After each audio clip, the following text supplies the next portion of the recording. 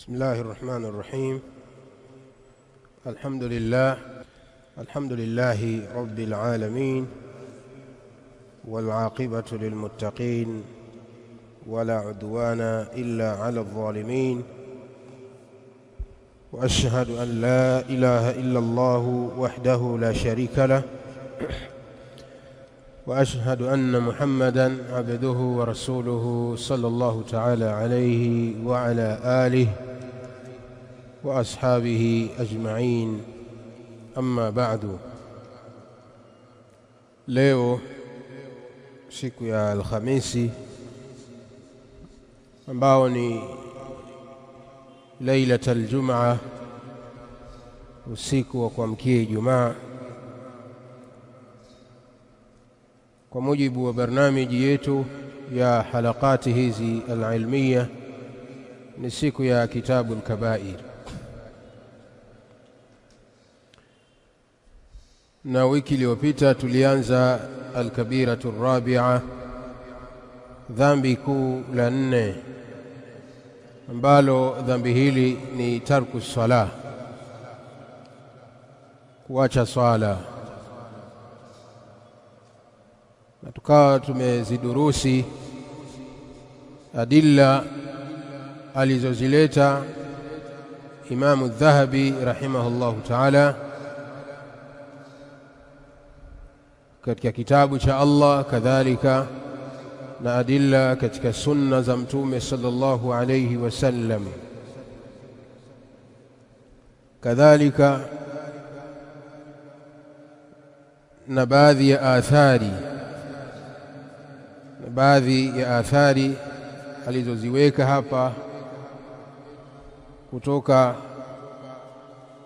kwa masahaba, kama vile athari hii au hadithi hii Umar ibn al-Khattabi radiyallahu ta'ala anhu, kadhalika na athari ya Ibrahim an-Nakhai, kadhalika na Ayyub as-Sikhtiyani rahmatullahi ta'ala ala al-jami'. Dalili zote hizi zinaonesha hatari na madhara na jarima ya dhambi hili la kuacha sala, wa annaha kabiratun min kabairi dhunub, na kwamba hii ni dhambi iliyokuwa kubwa katika madhambi makubwa mtu kuiacha swala. Tukawa tumetoa maelezo ya as-salaf kwamba kuacha swala kunako kusudiwa ni kupi. Je, ni kuacha sala moja kwa moja, au hata mtu kuchelewesha sala kunako wakati wake mpaka muda wake ukaondoka, ukaingia muda wa sala nyingine, naye anahesabika kwamba ni tariku sala.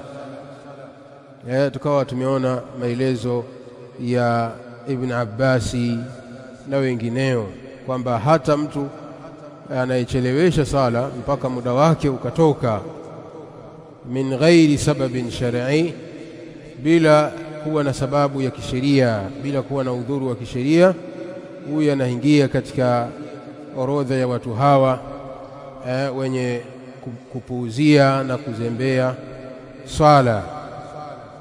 Na athari ya Umar ibn al-Khattabi aliposema, ama innahu la hadda li ahadin fi al-islami adaa as-salata. Tukawa tumeeleza kwamba maneno haya al-Faruq radhiyallahu anhu aliyasema baada ya kuzinduka, alivyoamshwa kutoka katika ghafla iliyomkumba baada ya kuchomwa na lile sime lenye sumu na yule bwana mmajusi. Tukawa tumesema maneno haya ndipo alipoyasema Umar ibn al-Khattab baada ya kuzinduka, kwa sababu alipochomwa ile jambia na yule bwana alipata kuzimia kwa muda, akachukuliwa akapelekwa nyumbani kwake. Na tulisema kwamba Umar radhiyallahu anhu alichomwa na huyu bwana majusi akiwa njiani. Hapana, alichomwa sime hili akiwa katika sala, akiwa anawasalisha watu, na alipozidiwa akawa amempisha Abdurrahmani ibn Aufi, ndio akamalizia sala, akaendeleza sala aliyokuwa anawasalisha Waislamu. Ndio watu wengine wakamnyanyua na kumpeleka kwake.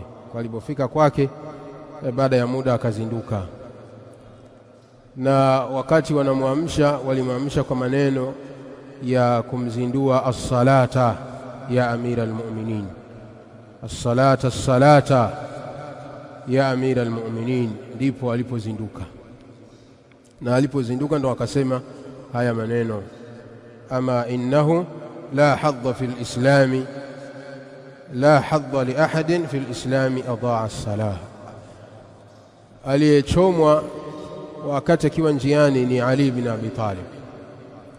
Aliyechomwa wakati akiwa anaelekea kuswali ni Ali ibn Abi Talib radiyallahu ta'ala anhu. طيب, tuliishia katika maneno ya Imam Ibn Hazmi. وقال الإمام الذهبي رحمه الله تعالى: وقال ابن حزم: لا ذنب بعد الشرك أعظم من ترك الصلاة حتى يخرج وقتها وقتل مؤمن بغير حق. أنا سمع إمام الذهبي رحمه الله تعالى قال ابن حزم، أما سمع إمام ابن حزم الأندلسي، إمام ابن حزم أبو محمد ابن علي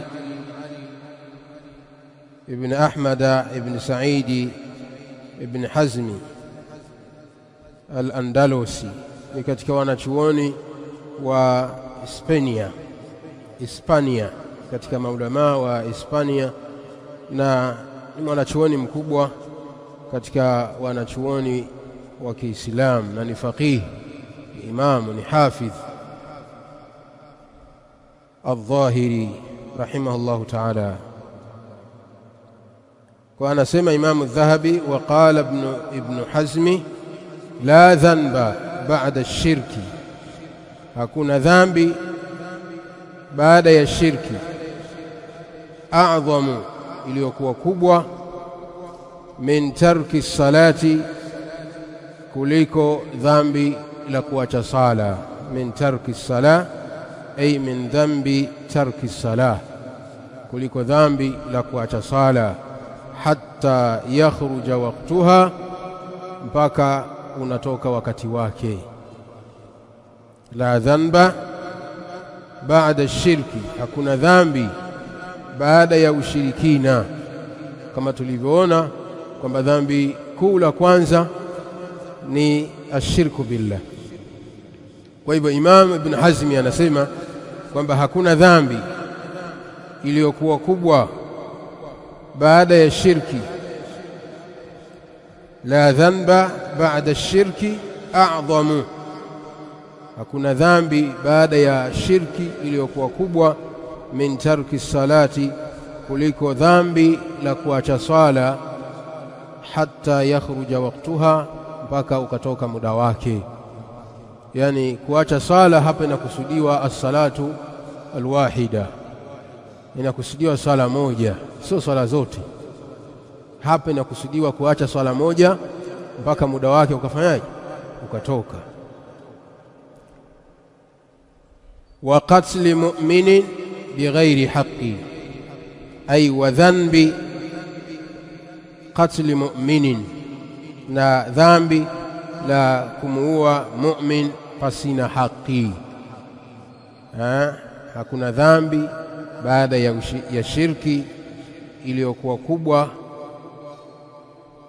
min tarki salati, kuliko dhambi la kuacha sala, hatta yakhruja waqtuha, mpaka muda wake ukatoka, wa qatli mu'minin, na kumuua mu'min bighairi haqqin, fasina haq, kumuua muislamu kwa dhulma, kama tulivyokwisha tangulia kutoa maelezo katika mlango wake, mlango wa kuua. Kwa hiyo maneno haya Imam Ibn Hazm yanaonesha wazi khuturatu tarki salah, hatari ya kuacha sala hata yakhruja waqtuha, mpaka muda wake unatoka. Ni hatari kubwa, kwamba hili ni akbarul kabair, ni katika madhambi yaliyokuwa makubwa, kuichelewesha sala mpaka muda wake unatoka bila ya udhuru wa kisheria.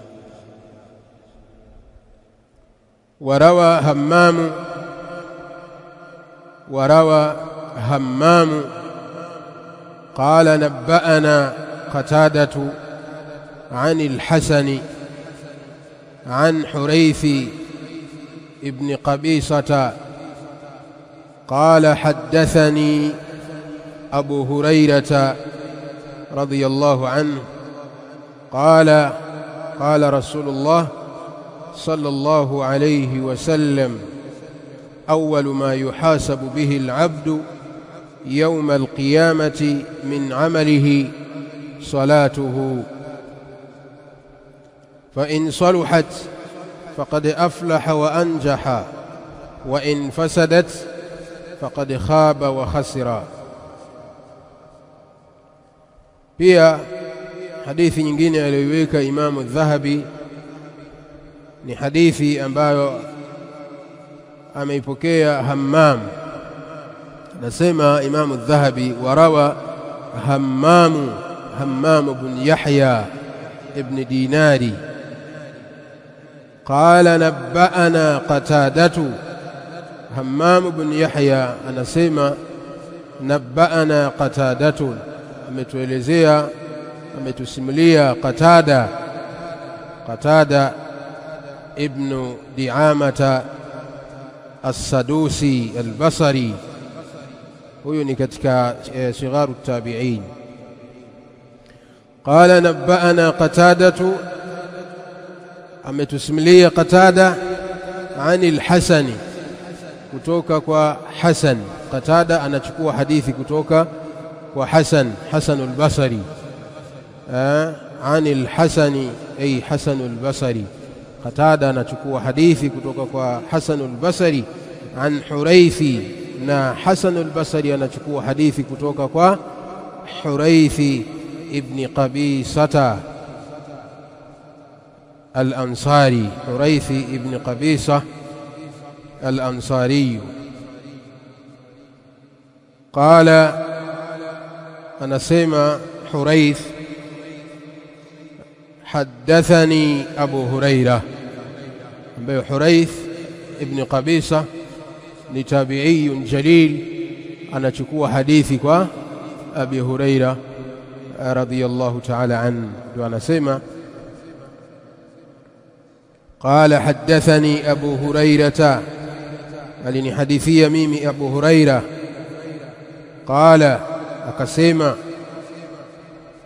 qala Rasulullah sallallahu alayhi wasallam, amesema mjumbe wa Allah, rehma na amani ziwe juu yake, awwalu ma yuhasabu bihi al-abdu, jambo la mwanzo kabisa atakalo hesabiwa kwalo mja, yauma al-qiyamati, siku ya kiyama, min amalihi, katika matendo yake, salatuhu, ni sala yake. Awwalu ma yuhasabu bihi al-abdu, jambo la mwanzo atakalo hesabiwa kwalo mja, yauma al-qiyamati, siku ya kiyama, min amalihi, katika matendo yake, salatuhu, ni sala yake. Fa in saluhat, iwapo sala hiyo itatengamaa, fa in saluhat, iwapo swala hiyo itatengamaa ikakubaliwa kwa Allah. Fa in saluhat ay qubilat, iwapo swala hiyo itatengamaa ikakubaliwa kwa Allah. Faqad aflaha wa anjaha, mtu huyo atakuwa amefaulu na atakuwa ameokoka. Wa in fasadat ay in lam tuqbal, iwapo swala hiyo itaharibika. Wa in fasadat, na iwapo swala hiyo itaharibika ikawa haijakubaliwa kwa Allah tabaraka wa taala, faqad khaba wa khasira, mtu huyo atakuwa amekula khasara. Mtu huyo atakuwa amekula khasara. Tayib, hadithi hii tunaona namna Mtume sallallahu alayhi wasallam anavyoelezea hatari na uzito wa ibada ya sala na madhara ya watu wenye kuiacha ibada ya sala. Akasema ya kwamba jambo la kwanza ambalo atahesabiwa kwalo al-abdu, mja.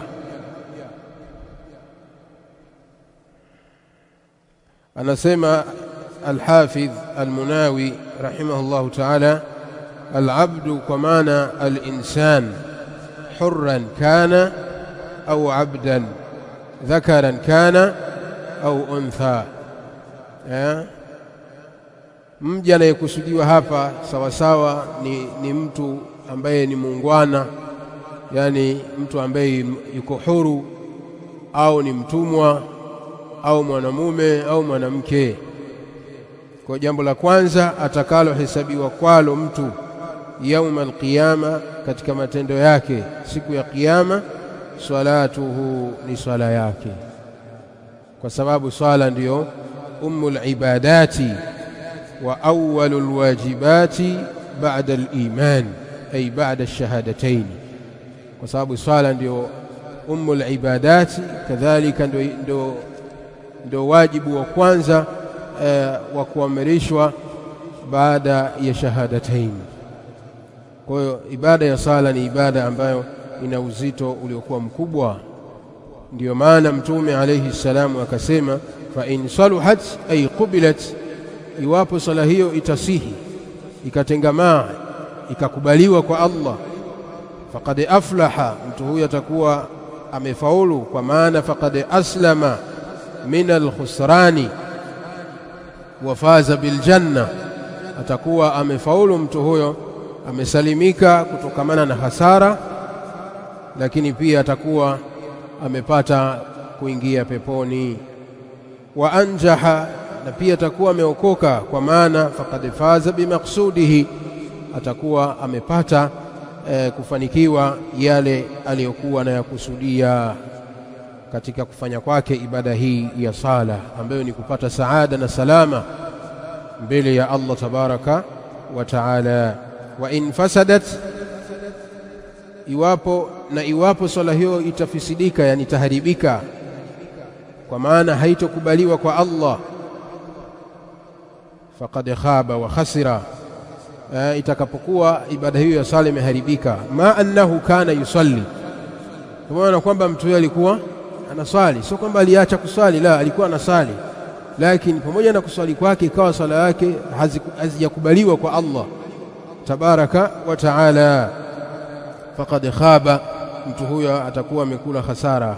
Faqad khaba wa khasira, wanasema wanachuoni, faqad khaba ay hurima alkhair, atakuwa amenyimwa khairi. Faqad khaba kwa maana faqad hurima ish alkhair, mtu huyo atakuwa amenyimwa khairi. Wa khasira ay istahaqqa alayhi aluquba, istahaqqa alayhi aluqubatu, na atakuwa amestahiki mtu huyo kupata adhabu. Ndio maana tunasema kwamba mtu huyo atakuwa amekula hasara au amepata hasara, kwa maana amenyimwa khairi zote, lakini pia anastahiki mtu huyo adhabu. Kwa ni hatari sana kuacha ibada ya sala. Hasanahu Imam Adh-Dhahabi anasema hasanahu at-Tirmidhi, hadithi hii ameihasanisha Imam at-Tirmidhi, yani anasema Imam at-Tirmidhi kuwa ni hadithun hasan, na katika takhriji huku ameitoa Imam at-Tirmidhi katika sunani yake, kadhalika Imam an-Nasa'i wa sahahahu al-Albani katika silsilatu as-sahiha. طيب. وقال صلى الله عليه وسلم، حديث nyingine aliyoiweka Imam Adh-Dhahabi ni maneno ya Mtume sallallahu alayhi wasallam, anasema umirtu an uqatila an-nasa hatta yashhadu an la ilaha illa Allah wa anna Muhammadan rasulullah ويقيموا الصلاة ويؤتوا الزكاة فإذا فعلوا ذلك عصموا مني دماؤهم وأموالهم إلا بحق الإسلام وحسابهم على الله. متفق عليه. حديثه حديث عظيم inaonesha utukufu wa kalimati tauhid, shahadatu an la ilaha illa Allah wa anna Muhammadar Rasulullah. Kadhalika inaonesha utukufu na nafasi ya ibada ya sala na ibada ya zaka, na kwamba vitu hivi vitatu ndivyo vinavyomfanya mtu damu yake inahifadhiwa, ndivyo vinamfanya mtu damu yake na mali yake vinahifadhiwa, anakuwa ni maasum. Mtu anakuwa ni maasum, damu yake na mali yake vinahifadhiwa kwa sababu ya kuhifadhi vitu hivi vitatu. Jambo la kwanza ni shahada, jambo la pili sala, jambo la tatu zaka. Akasema Mtume alayhi salam, umirtu an uqatila an-nasa, nimeamrishwa mimi nipigane na watu, yani rahmatan bihim, kwa sababu ya kuwahurumia na kwa sababu ya maslahi ya kwao, maslahi yanayowarudia wenyewe. Yani Mtume sallallahu alayhi wasallam ameamrishwa apigane na watu kwa maslahi ambayo yanawarudia wenyewe, apigane nao hatta yashhadu an la ilaha illa Allah, mpaka washuhudie, yani wakili katika nyoyo zao na watamke kwa midomo yao ya kwamba hapana mola apasaye kuabudiwa kwa haki isipokuwa ni Allah peke yake, wa anna Muhammadan rasulullah, na kwamba Muhammad ni mjumbe wa Allah. Nimeamrishwa mimi nipigane na watu, yani asimamishe jihadi. Kupigana na watu kunaokusudiwa hapa ni kusimamisha jihadi fi sabilillah, kutangaza neno la Allah tabaraka wa taala na kuwapiga vita, kuhakikisha watu wote wanakubaliana na kalimatu tauhid, kuhakikisha watu wote wanatamka la ilaha illa Allah Muhammadur Rasulullah. Hii ni amri Mtume alayhi salam ameamrishwa na Allah tabaraka wa taala. Kwa ameamrishwa Mtume alayhi salam apigane na watu mpaka watamke shahada, mpaka watamke shahada. Na watakapokuwa wametamka shahada yatosha? Hapana. Akasema wayuqimu salata, na wasimamishe sala. Wayuqimu salata, na wasimamishe sala, ay yudawimu alaiha, wadumu katika ibada ya sala, na sio wasimamishe sala kwa maana waache kuswali. Sababu wengine watafsiri wayuqimu salata kwamba acheni kuswali, kwamba Mwenyezi Mungu anawaambia acheni kuswali, nyinyi mnaswali. Hivyo ndio makafiri wanatafsiri hivyo, waqimu salata wa atu zaka, kwamba Mungu wenu anawaambia simamisheni swala, wa aqimu salata, simamisheni swala, wa atu zakata, na toweni zaka. Halafu nyinyi mnaendelea kuswali wakati yeye amewaambia mfanyeje? Msimamishe. Sasa wao wanatafsiri kusimamisha kwa maana ni kustop, yani kustopisha. Hata ghalat, si sawa. Kusimamisha kuna kusudiwa ni kudumisha, ni kudumisha swala 5. Hii ndio maana wa aqimus salata. Kwa Mtume alayhi salamu akasema watakapokuwa wametamka shahada wa yuqimus salata, na wasimamishe sala, kwa maana wadumishe sala 5, wa yu'tu zakata, na watoe zaka ya mali yao. Fa idha fa'alu dhalika, pindi watakapofanya hayo, asamu minni dima'uhum, zitahifadhiwa kwangu mimi damu zao, wa amwaluhum, na mali zao, illa bihaqqi alislami, isipokuwa kwa haki ya Uislamu, isipokuwa kwa haki ya Uislamu. Wa hisabuhum ala Allahi, na hisabu yao ni juu ya Allah tabaraka wa taala. Hisabu yao ipo kwa Allah tabaraka wa taala. Mtume alayhi salam akajalia mambo haya matatu ndiyo yanayohifadhi damu, kadhalika na mali na heshima na mengineyo. Jambo la kwanza kama tulivyosema ni shahadatain. Jambo la pili iqamatus salah, kudumisha sala, sawa sawa. Jambo la tatu ni kutoa zaka. Ndio akasema fa idha fa'alu dhalika, pindi watakapofanya hayo, imana haya matatu yaliyotajwa, asamu minni ay muni'u minni dima'uhum, zitahifadhiwa kwangu mimi, kwa maana damu zao zitakuwa ni maasum kwangu mimi, sintoweza tena kuzimwaga damu zao, kwa maana sintoweza tena kupigana nao.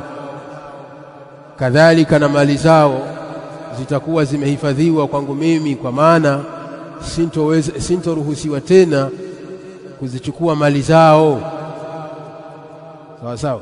Hii ndio maana asamu minni dima'uhum, kwa maana watakapokataa kutamka shahada na wakaacha kusimamisha sala na wakaacha kutoa zaka, wakaacha kusimamisha haya matatu ambayo yenye kuhifadhi mali zao na nafsi zao, maana yake itakuwa ni halali kumwaga damu zao.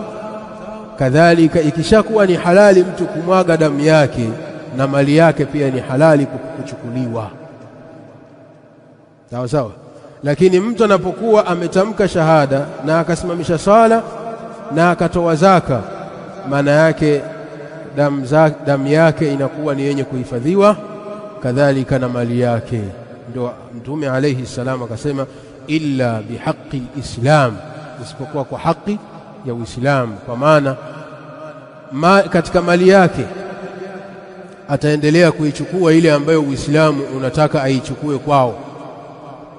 Illa bihaqqi alislam, inakusudiwa ile mali ambayo Uislamu unataka aichukue mali hiyo kwao wao, sawa sawa, ambayo ni zaka na nyinginezo. Ama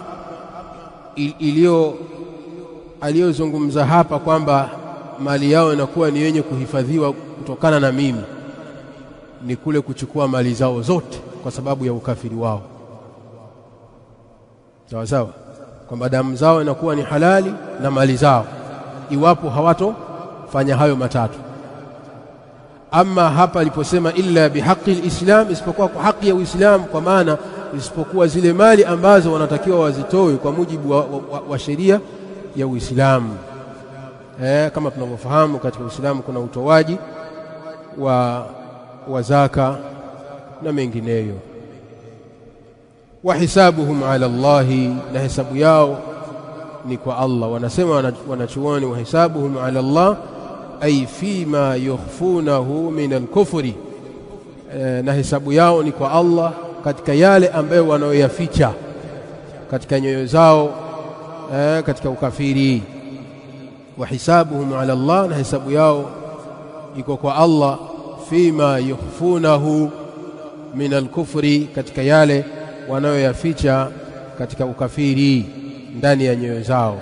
Sababu sisi Mtume sallallahu alayhi wasallam kadhalika na masahaba zake na waliokuja baada yake ila an taquma saa, kwamba hukumu anapohukumiwa mtu anahukumiwa ala bidhahirihi, anahukumiwa kwa dhahiri yake, ule muonekano wake. Ama yaliyofichikana katika nyoyo, hiyo ni kazi ya nani? Ya Allah tabaraka wa taala. Hii ndio maana wa hisabuhum ala Allah, na hisabu yao ni kwa Allah, kwa maana yale wanayoyaficha katika nyoyo zao. Wa an Abi Sa'id, na hadithi nyingine aliyoiweka Imam Adh-Dhahabi ni hadithi kutoka kwa Abi Sa'id al-Khudri. Abi Sa'id al-Khudri radhiyallahu anhu anna rajulan, kwamba bwana mmoja qala, alisema kumwambia Mtume sallallahu alayhi wasallam, ya Rasulullah, ewe mjumbe wa Allah, ittaqillaha, mche Allah, muogope Allah. Faqala, akasema Mtume alayhi salam, wailaka, wailaka, ni kalimatu tahdhir, ule wako, tahadhari wewe. Alastu ahaqqa ahli al-ardi, alastu ahaqqa ahli al-ardi an attaqiya Allah, je, mimi si ndo mtu mwenye haki zaidi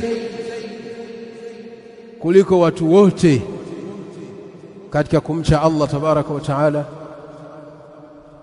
Kwani mimi si ndio mtu nina haki zaidi katika watu wote ala ahli al-ardh? Kwani mimi si ndio mtu nina haki zaidi kuliko watu wote an attaqiya Allah, kumcha Allah tabaraka wa taala? Kwa maana jawabu bala, ndiyo, hakuna mtu ambaye ni mwenye kumcha Allah zaidi kumshinda Mtume sallallahu alayhi wasallam. Kwa hivyo huyu bwana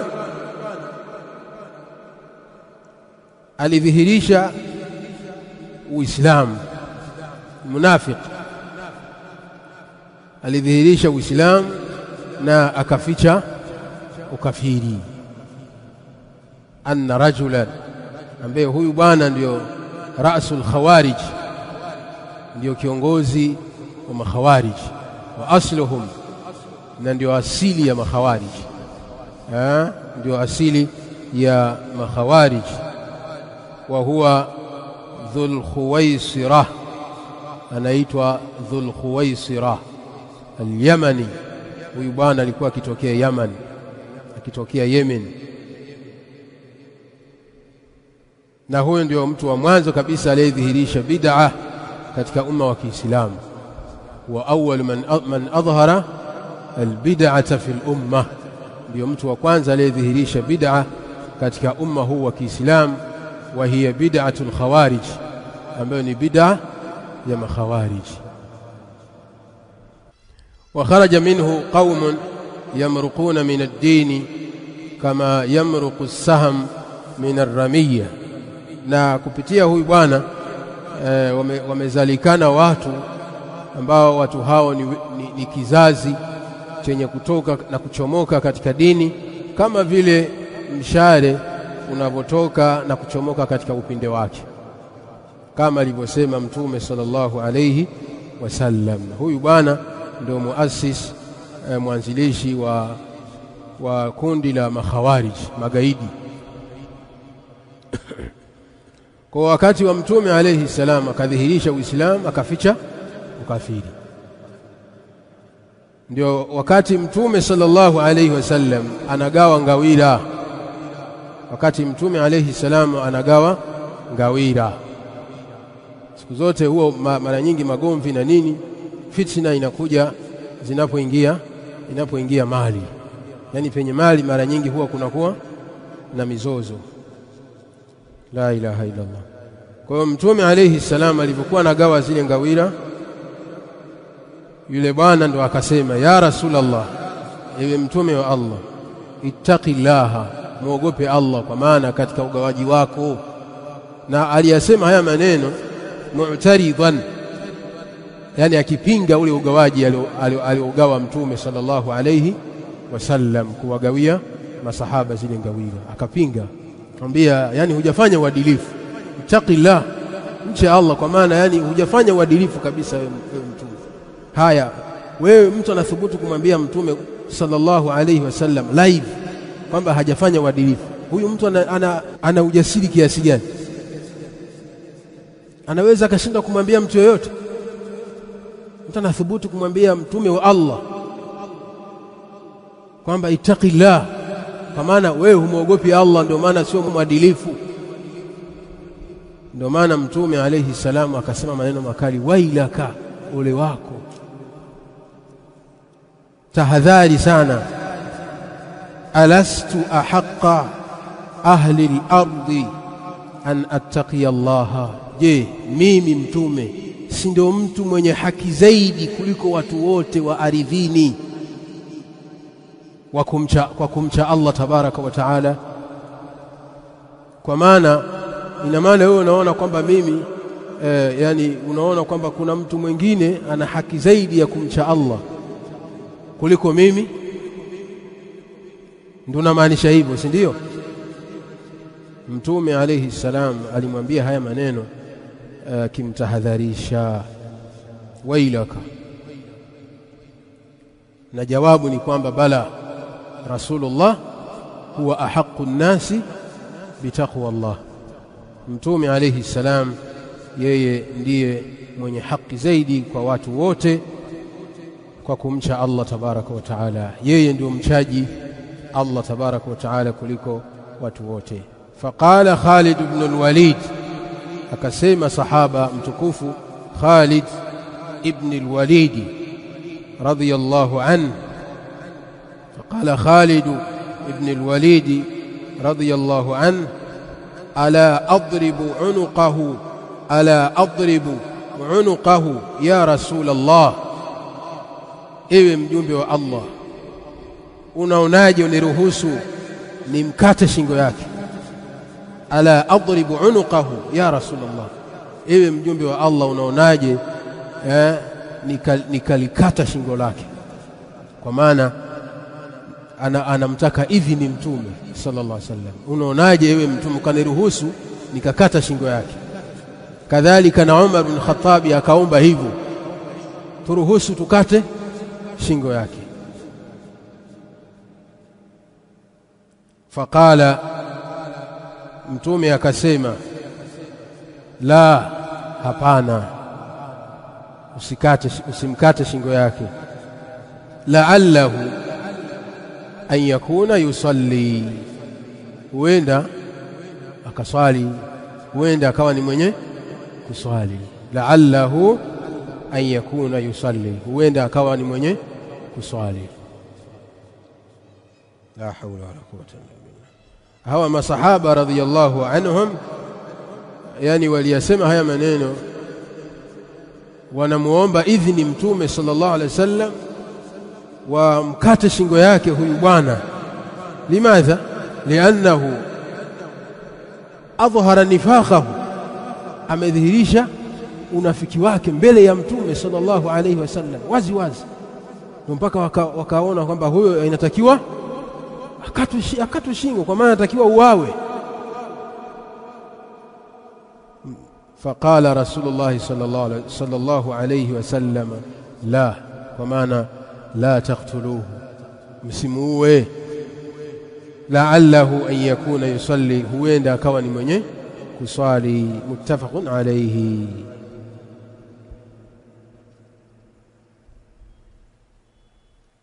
Kwa hivyo huyu bwana fakana yudhihiru salata, alikuwa akidhihirisha sala, wayatlu alqur'ana, na akisoma Qur'ani. Lakinahu kharaja min ad-dini, alichomoka katika dini akatoka. fa asbaha min al-khawarij, na akawa ni katika makhawarij, na akawa yeye huyu ndio mwanzilishi wa kundi hilo la makhawariji. Ndio maana Mtume alayhi salam mwisho wa hadithi akasema huyo mtu itakuja kutoka kizazi kupitia huyo bwana, kizazi ambacho yamrukuna min ad-dini, watakuwa wakichomoka kutoka katika Uislamu, kama yamruku sahamu min ar-ramiya, kama vile mshale unavyochomoka kutoka katika upinde wake. Ndio makhawariji, na kazi yao ni kuwaua watawala, kuwaua watawala na kuwaua Waislamu na kuacha makafiri. Ndio kazi ya makhawariji, kuwaua Waislamu na kuacha makafiri. Kwa hivyo Mtume alayhi salam si mwenye kuwaua wenye kuswali, na ndio maana akasema katika hadithi nyingine alayhi salam, inni nuhitu an qatli al-musallin, inni nuhitu an qatli al-musallina, hakika mimi nimekatazwa na Allah kuwaua wenye kuswali, kuwaua wenye kuswali. Tayeb, kwa tunaona katika hadithi hii kwamba kusimamisha sala kunamfanya mtu damu yake ihifadhiwe, kunamfanya mtu damu yake ihifadhiwe, kwa maana asiuawe.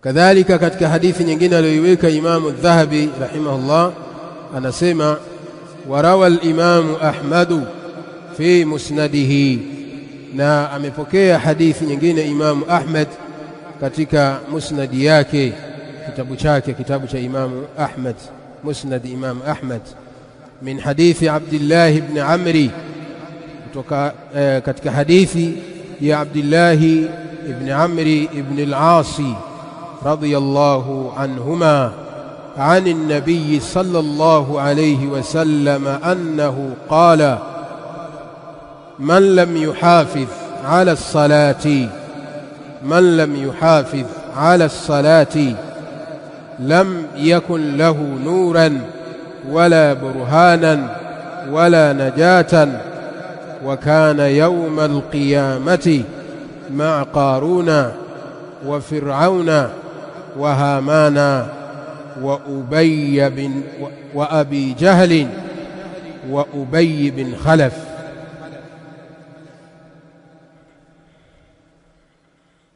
وأبي بن خلف ليس إسناده بذلك. حديثه متوم صلى الله عليه وسلم anasema man lam yuhafidh ala salati, asiyezihifadhi sala tano. Man lam yuhafidh ala salati, asiyezihifadhi sala, kwa maana asiyedumisha swala tano. Lam takun lahu nurun, ndio imeandikwa hivyo kwenu, sio?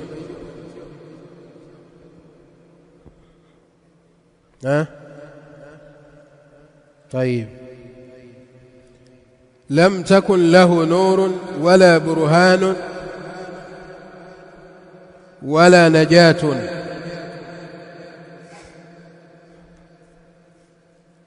لكن صحيح لم تكن له نورا، يندو صحيح لم تكن له نورا، kwa sababu hii ni khabaru kana na ni masuala mengine sitaka kunaniliwa, lakini wewe rekebisha hapo. Lam takun lahu nuran wala burhanan wala najatan. Tunasema hivyo kwa sababu ya kana, imetangulia kana. Ikija kana, jina linalokuja baada yake inakuwa na rafu, alafu linalofuata baada yake inakuwa mansub. Tayari sasa haya ni masuala ya kinahau. Sasa hapa jina linalokuja baada ya kana ni dhamiri ambayo ni lahu. Huo lahu ndio inakuwa ni ismu kana. Alafu haya yanayofuata hapa nuran wa burhana wa najata, hii inakuwa ni khabaru kana. Kwa maana hiyo tunasema man lam yuhafidh ala salati, asiyezihifadhi sala, lam takun lahu nuran, hatakuwa na nuru, wala burhanan, wala hatakuwa na hujja, wala najata, na wala hatakuwa na kinga ya kumkinga yeye kutokana na adhabu za Allah tabarak wa taala. Yani hatopata kuokoka, hatopata kuokoka na hatopata kinga ya kumziwia kutokana na adhabu za Allah tabaraka wa taala. Hii ni hasara na madhara ya mtu asiyezihifadhi swala tano. Lam takun lahu nuran, hatakuwa na nuru, wala burhanan, wala hatakuwa na hujja ya kujitetea mbele ya Allah, wala najatan, wala hatopata kuokoka, kwa maana hatopata kinga ya kumuokoa kutokana na adhabu za Allah tabaraka wa taala. Kwa maana inaonyesha hadithi hii kinga yenye kumuokoa yeye ni nini? Ni ibada ya sala, kusimamisha swala tano. Wa kana yauma alqiyama, na atakuwa siku ya kiyama. Wa kana ay hushira, atafufuliwa siku ya kiyama. Wa kana yauma alqiyama, na atafufuliwa siku ya kiyama. Ma Qaruna, akiwa na Qaruna. Wa Fir'auna, na Fir'auni. Wa Hamana, na Hamana. Wa Abi Jahli, na Abi Jahli, na atafufuliwa pamoja na Abi Jahl. Wa Ubay ibn Khalaf, na Ubay ibn Khalaf. Kwamba mtu asiyesali, asiyesimamisha sala tano, atafufuliwa na watu hawa waliokuwa wabaya, watu hawa waliokuwa wabaya. Imam Adh-Dhahabi anasema laisa isnaduhu bidhalika, sanadi ya hadithi hii, yani cheni ya hadithi hii, wapokezi wa hadithi hii ndani yake kuna udhaifu. Katika wapokezi wa hii hadithi, laisa bidhalika ay laisa bisahih, yani sanadi ya hadithi hii sio sahihi, kuna udhaifu ndani yake. Katika wale wapokezi wa hadithi wako ambao wameifanya hadithi hii kuwa ni dhaifu, kwa mujibu wa hukum alioitoa Imam Adh-Dhahabi rahimahullahu ta'ala. Ukiangalia huku chini namba 4, anasema katika takhriji yake muhaqiq kwamba hadithi hii isnaduhu jayyid, kwamba sanadi yake ni nzuri. Rawahu Ahmad wa Imam ad-Darimi wa Ibn Hibbana, kadhalika na Imam Ibn Hibbana.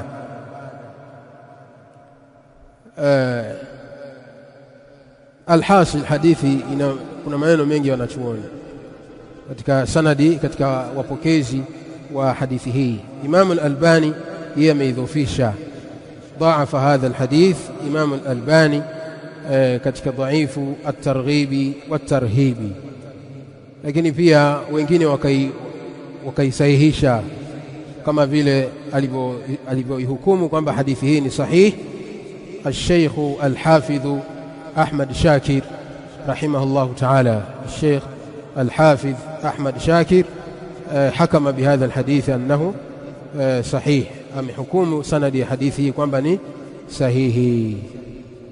Alhasil ni kwamba hadithi imethibiti, alhasil ni kwamba hadithi imethibiti. Kwa Mtume sallallahu alayhi wasallam anaelezea madhara ya watu wenye kuacha kusimamisha swala, kwamba watafufuliwa na watu hawa ambao ni watu hatari sana. Na wanasema baadhi ya ulama katika kuzungumzia hadithi hii, imekuja katika riwaya nyingine bila kumtaja Abi Jahl, katika riwaya nyingine bila kutajwa nani? Abi Jahl. Wanasema mwenye kuacha sala, mwenye kuacha sala bimalihi, kwa sababu ya mali yake, akashughulishwa kuna kusala kwa sababu ya mali, hushra ma Qaruna, atafufuliwa akiwa na Qaruni aliyepewa mali nyingi, ikamshughulisha na ikampumbaza, akamsahau na akamkufuru Mola wake. waman ishtaghala anha bimulkihi, na yule ambaye atashughulishwa na ufalme wake, kashughulishwa na utawala, vile vyeo alivyonavyo vikamshughulisha kunako sala, akaacha kuswali kwa sababu yuko bize na vyeo vyake, hushira ma Firauna, atafufuliwa pamoja na Firaun. Waman ishtaghala biwizaratihi hushira ma Hamana, na atakayeshughulishwa kunako ibada ya sala, akaacha sala kwa sababu ya wizara, mathalan ni waziri, akaacha kuswali kwa sababu yeye ni waziri, yuko bize na wizara, atafufuliwa na Hamana, ambaye Hamana alikuwa ni waziri wa Firaun. Sawa. Waman ishtaghala bitijaratihi, na atakayeshughulishwa kunako ibada ya sala akawa bize na biashara, akaacha kuswali, akaacha sala kwa sababu ya biashara, hushra ma Ubay ibn Khalaf, atafufuliwa akiwa na Ubay ibn Khalaf, atafufuliwa akiwa na Ubay ibn Khalaf, ambaye huyo ni tajiru al-kuffari bi Makkah, alikuwa ni mfanyabiashara mkubwa pale Makkah. Kwa atakayekuwa bize na biashara yake mpaka akaacha kuswali kwa sababu ya biashara, atafufuliwa na Ubay ibn Khalaf. Haya ni maneno ya baadhi ya ulama katika kusherehesha hadithi hii, kwamba kwa nini Mtume alayhi salam amewataja watu hawa, kwamba atakayeacha sala atafufuliwa na watu hawa. Tayib. Kisha Imam Adh-Dhahabi akasema, wa hadhihi an-nususu tush'iru bikufri tariki salah, dalili hizi zinaonesha moja kwa moja ukafiri wa mwenye kuacha sala. Wa hadhihi an-nususu, na dalili hizi, tush'iru bikufri tariki salah, zinaonesha moja kwa moja ukafiri wa mwenye kuacha swala, ya kwamba tariku sala kafir, mwenye kuacha sala na kuwa amekufuru. Wa hadhihi an-nususu, dalili hizi kwa maana al-mutaqaddima, dalili ambazo imamu ametangulia kuzitaja hapo nyuma, kuanzia ayati kadhalika na ahadithi, zinaonesha ukafiri wa mtu mwenye kuacha swala. وقد قال النبي صلى الله عليه وسلم لمعاذ، na amesema Mtume alayhi salam kumwambia Muadh ibn Jabal radiyallahu ta'ala an, ambaye huyu ni dai wa kwanza aliyetumwa kwenda Yaman, dai wa kwanza aliyetumwa kwenda Yaman kuwafundisha watu wake. Amesemaje Mtume sallallahu alayhi wasallam kumwambia Muadh ibn Jabal, ma min abdin yashhadu an la ilaha illa Allah wa anna Muhammadan abduhu wa rasuluhu illa harramahu Allahu ala an-nari. Mtume alayhi salam anasema kumwambia Muadh ibn Jabal, ma min abdin, hakuna mtu yoyote, yashhadu an la ilaha illa Allah, atakayeshuhudia ya kwamba hapana mola pasai kuabudiwa kwa haki isipokuwa ni Allah peke yake, wa anna Muhammadan abduhu, na kwamba Muhammad ni mtumwa wake, abduhu ni mja wake kwa maana ni mtumwa wake, wa rasuluhu, na ni mjumbe wake, illa harramahu Allahu ala an-nari, isipokuwa Allah tabaraka wa taala atamharamisha mtu huyo kuingia motoni. Illa harramahu Allahu, isipokuwa Allah atamharamishia mtu huyo ala an-nari, kuingia motoni. Muttafaqun alayhi. Hadithi hii Imam Adh-Dhahabi ameiweka baada ya kutaja hadithi zinazoonesha ukafiri wa mtu anayeacha sala, na kwamba kitendo cha mtu kuacha sala ni kitendo cha kufuru.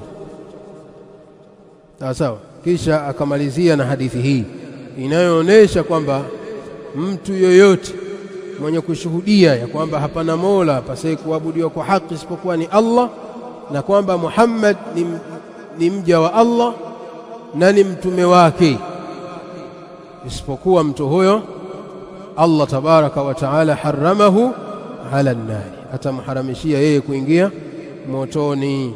Wanasema wanachuoni, haramahu ay imma dukhulan, imma Allah tabaraka wa taala atamharamishia mtu huyo kuingia moto moja kwa moja, kwamba ataingia peponi bila kuingia motoni awalan, au khuludan, au kwa maana nyingine kwamba Allah tabaraka wa taala atamharamishia mtu huyo kubakia motoni milele hata kama taingia. Kwa hiyo ina hali mbili, haramahu Allah ala an-nari, Allah tamharamishia mtu huyo kuingia motoni kwa maana imma dukhulan au khuludan, imma Allah tamharamishia mtu huyo kuingia motoni moja kwa moja, kwa maana ataingia peponi moja kwa moja bila kuingia motoni kwanza, au kwa maana nyingine kwamba Allah tabaraka wa taala atamharamishia mtu huyo kubakia motoni milele hata kama ataingia, kwa maana ataingia Allah kama atataka kumwadhibu atamuingiza motoni kisha atamtoa, hatombakisha motoni milele. Tayib, kwa hivyo hadithi hii inaonesha fadhlu tauhidi, ubora na utukufu wa tauhidi, wa annahu ya'simu minan nari, na kwamba tauhidi inamkinga mtu kutokana na adhabu ya moto. Lakini pamoja na imani ni lazima matendo yafuatiwe. Katika hadithi hii kwamba Mtume alayhi salam anasema mtu mwenye kushuhudia, mwenye kutamka shahadatain kwamba Allah tabaraka wa taala anamharamishia mtu huyo kuingia motoni, sio mujarrad ya kutamka tu kwa ulimi, bali ni lazima kutamka kwake kufuatiwe na nini? Na matendo, kama tulivyosoma katika imani, fala budda ma'a shahadataini al-amal. Sawa, pamoja na kutamka shahada mbili, lakini ni lazima pia kufanya matendo, li anna al-imana, kwa sababu tunafahamu kwamba iman qawlun wa amalun wa i'tiqadun. Imani ni kutamka, lakini pia na kutenda na kuitakidi. Sawa. Kwa hapa aliposema Mtume alayhi salam, ma min abdi yashhadu an la ilaha illa Allah wa anna Muhammadan abduhu wa rasuluhu, haina maana kwamba anashuhudia kwa ulimi tu peke yake, la. Sawa, bali amesadikisha katika moyo wake kwa kuamini na akatenda matendo kwa viungo vyake. Hiyo ndio imani kamili. Na imani kwa kutamka tu la takfi, haitoshelezi. Naam. Mwisho katika kumalizia mlango huu, Imamu Dhahabi anasema famuakhiru salati an waqtiha, kwa hivyo mwenye kuichelewesha sala kunako wakati wake, sahibu kabiratin, ni mwenye kuchuma dhambi kubwa. Famuakhiru salati, mwenye kuichelewesha sala an waqtiha, kunako wakati wake, akaitoa sala kunako wakati wake, akaenda kuiswali baada ya kuingia wakati wa sala nyingine, sahibu kabiratin, mtu huyo ni mwenye kuchuma dhambi kubwa. Watarikuha bilkulliyah a'ni as-salata al-wahidata, watarikuha bilkulliyah, na mwenye kuiacha moja kwa moja. Watarikuha, na katika lafdhi nyingine, katika nuskha zingine imekuja watarkuha bilkulliyati, na kuiacha sala. Aani, ninakusudia as-salata al-wahidata, sala moja, mwenye kuiacha sala moja kwa moja, kwa maana mpaka muda wake ukatoka na wala hana nia ya kuilipa. Watarikuha bilkulliyah, mwenye kuiacha sala moja kwa moja, na akaacha muda wake ukatoka na hana nia ya kuilipa, hii ndio maana bilkulliya. Ameiacha sala moja na hana nia ya kuilipa mpaka muda wake ukafanyaje, ukaisha. Ama mtu anayeitoa sala kunako wakati wake mpaka muda wake ukapita hali ya kuwa ana nia ya kuilipa, huyo ni sahibu kabira, sawa, anakuwa amechuma dhambi kubwa. Ama mwenye kuiacha sala muda wake ukapita bilkulliya, kwa maana akawa hana nia ya kuilipa, magharibi imempita, hakuwa na udhuru wa kisheria mpaka magharibi imepita, imeingia Isha. Ilipoingia Isha akaswali Isha, baada ya Isha akaenda kufanya habari zake, hana habari na magharibi, yani kashakusudia kufanyaje, kuiacha. Ndio huyu anayekusudiwa hapa, ndio anasema watarikuha bilkulliya aani as-salata al-wahidata kaman zana wa saraka, dhambi lake ni kama mtu aliyezini na akaiba. Kaman zana, dhambi lake ni kama mtu aliyezini wa saraka na akaiba.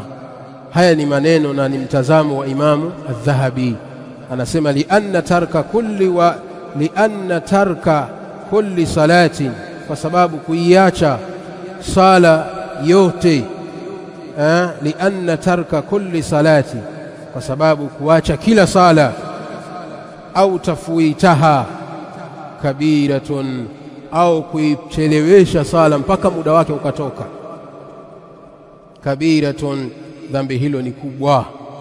Lianna tarka kulli salatin, kwa sababu kuiacha kila sala, kwa maana kuiacha sala moja kwa makusudi, ukaiacha sala moja kwa moja, yani bila nia ya kufanyaje, ya kuilipa, au tafwitaha, au kuichelewesha mpaka muda wake ukatoka, kabiratun, dhambi hilo ni kubwa. Huu ndio mtazamo wa Imamu Adh-Dhahabi rahimahullahu ta'ala. Lakin alhaqiqa anna tarka as-salata wahida, kwamba kuacha sala moja ni a'zam min az-zina was-sariqa, kwamba dhambi hili ni kubwa kuliko zina na kuiba. Kuacha sala moja ikakupita mpaka muda wake ukatoka, ukaingia muda wa sala nyingine bila ya udhuru, dhambi hili ni kubwa kuliko uzinifu na kuliko kuiba. Hakika sababu ni dhambi iliyokuwa nzito sana. Kisha Imamu Dhahabi anasema fa in fa'ala dhalika, iwapo mtu atafanya hivyo marati, mara nyingi, yani ikiwa atakuwa ni mwenye kuziacha sala mara anazichelewesha mpaka muda wake unatoka, au saa zingine anaacha kabisa wala hazilipi, kwa sababu kuna kuswali adaa na qadaa. Qadaa ni kulipa swala ambayo imekupita nje ya wakati wake, ndio inaitwa qadaa. Ama ukiswali ndani ya wakati wake inaitwa adaa. Kwa mtu akaamua kwamba siswali kabisa, akaiacha hata qadaa, hataki kulipa, ndio huyu anasema fa in fa'ala dhalika, na iwapo ataendelea kufanya hivyo, kwa maana akaendelea kuacha sala zinampita maratin, mara nyingi, kana min ahli al-kaba'iri, mtu huyu atakuwa ni katika watu wenye kufanya madhambi makubwa, atahesabika kuwa ni katika ahlul kaba'iri, ni katika watu wenye kuchuma madhambi makubwa. Illa an yatuba, isipokuwa atakapotubia. Kwa maana fa in taba, iwapo atatubia, wa aqama as-salata, kutubia kwenyewe ni kusimamisha sala kwa wakati wake na akazidumisha sala hizo, ila an yamuta, mpaka kufa kwake, fa inna Allaha yatubu alayhi, Allah anamkubalia toba yake. Illa an yatuba, isipokuwa atakapotubia, kwa maana akitubia Allah anamkubalia toba yake.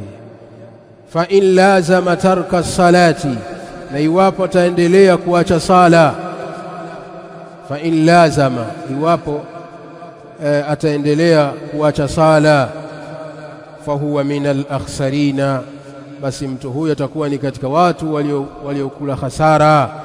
Al-ashqiyai, watu wabaya. Al-mujrimina, waliokuwa waovu mbele ya Allah tabaraka wa taala.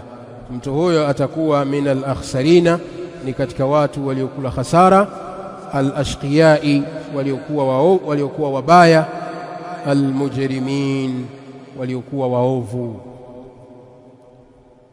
La ilaha illa Allah. Kwa hivyo hizi ni nusus na dalili ambazo Imamu Dhahabi amezileta kubainisha hatari na janga la kuacha ibada ya sala.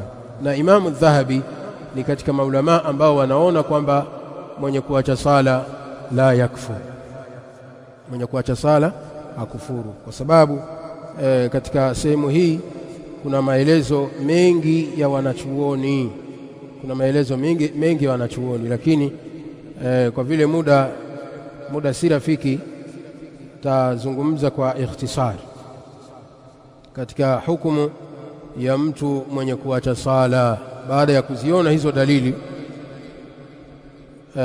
Ikhtisari sasa, ufupisho wa maneno ya wanachuoni na msimamo wao. Moja, anna tarika salati idha kana jahidan liwujubiha ma ilmihi bi anna Allah amarahu bi iqamatiha fahuwa kafirun bil ijma'. Sehemu ya kwanza, wanachuoni wanasema ya kwamba itakapokuwa mtu anaacha sala, ameacha kuswali kwa sababu anapinga kwamba sala sio wajibu.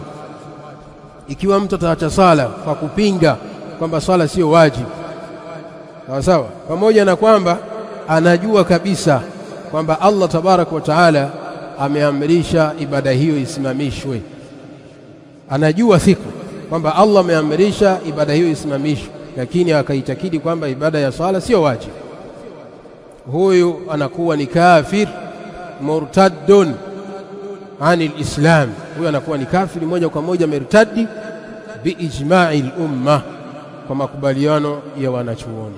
Hii ni sehemu ya kwanza. Sehemu ya pili, waman tarakaha tahawunan, na mwenye kuiacha sala kwa uzembe watakasulan, fahadha fihi ikhtilafu baina ahli alilmi.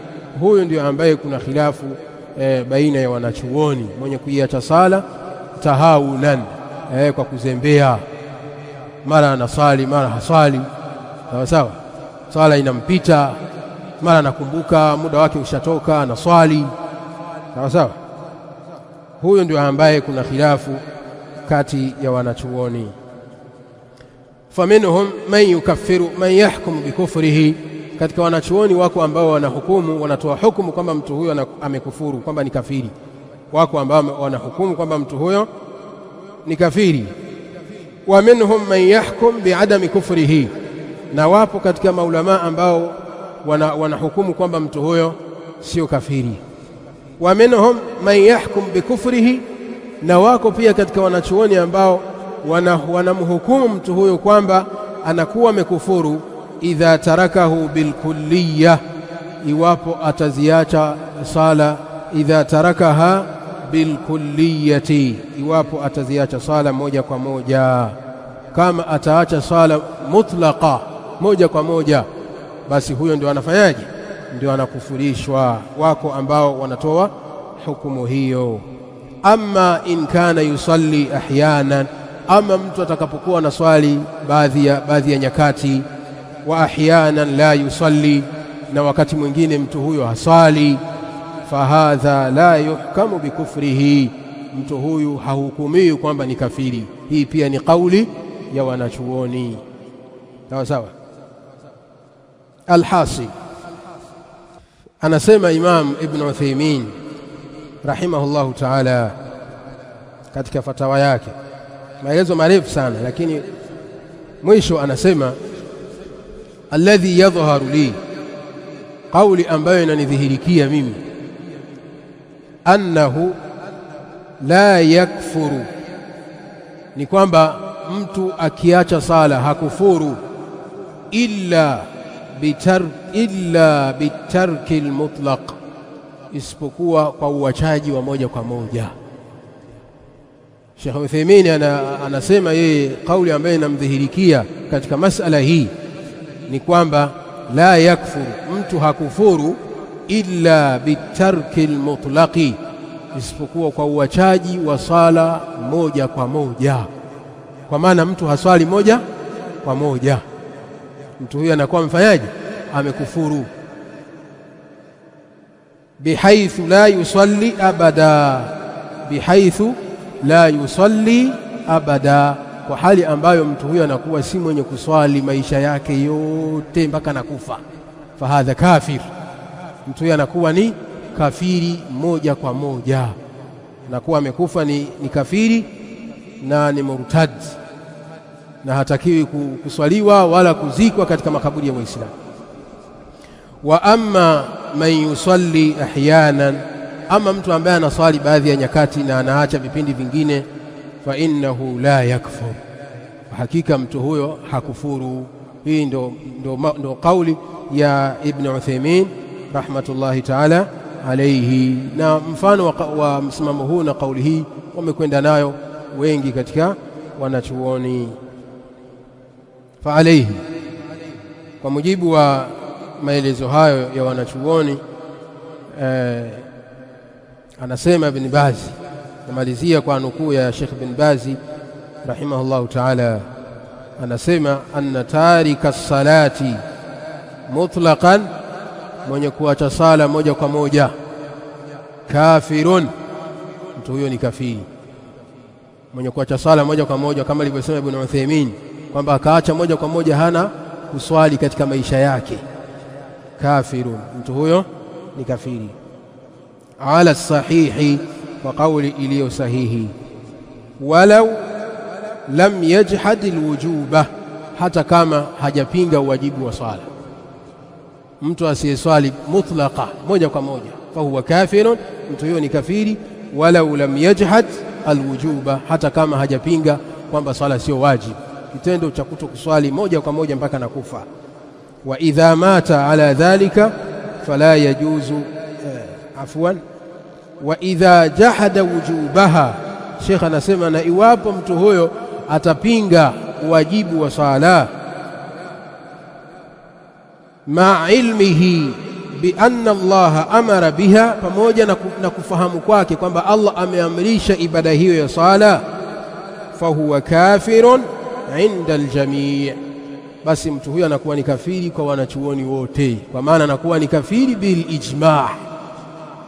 Kwa hapa kuna sehemu mbili. Anasema kwamba mtu akiacha sala mutlaqa fa huwa kafirun ala sahih, kwa kauli iliyokuwa sahihi katika moja ya kauli mbili, sawa sawa.